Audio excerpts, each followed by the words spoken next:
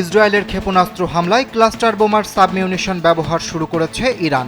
Israeli প্রতিরক্ষা বাহিনী IDF দাবি করেছে, মঙ্গলবার ইসরায়েলের মধ্যাঞ্চলীয় এক এলাকায় ওই বোমা ব্যবহার করা হয়েছে। এতে ওই এলাকায় 1 ডজনেরও বেশি মানুষ আহত হয়েছেন। প্রশ্ন হলো, ক্লাস্টার বোমা কি?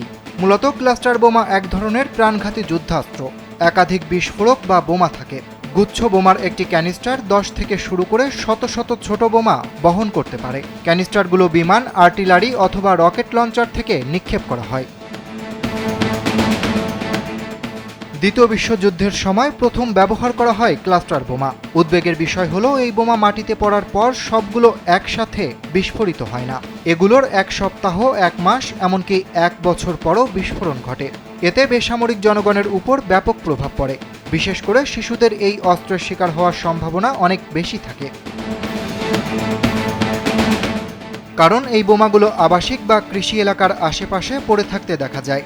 অনেক সময় বোমাগুলোকে ছোট খেলনার মতো দেখায়। ফলে কৌতূহলবশত শিশুরা এগুলোর প্রতি আকৃষ্ট হয় এবং দুর্ঘটনার শিকার হয়। 2008 সালে এই বোমা নিষিদ্ধ করে 120টিরও বেশি দেশ, যার মধ্যে রয়েছে ফ্রান্স ও যুক্তরাজ্যের মতো মার্কিন মিত্ররাও। এমনকি যুক্তরাষ্ট্রে ক্লাস্টার বোমা উৎপাদন, ব্যবহার এবং পরিবহন সম্পূর্ণ নিষিদ্ধ।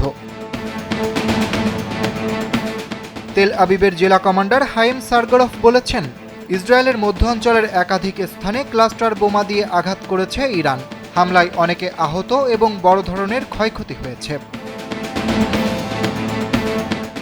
অরিত্র বাসু, কালবেলা।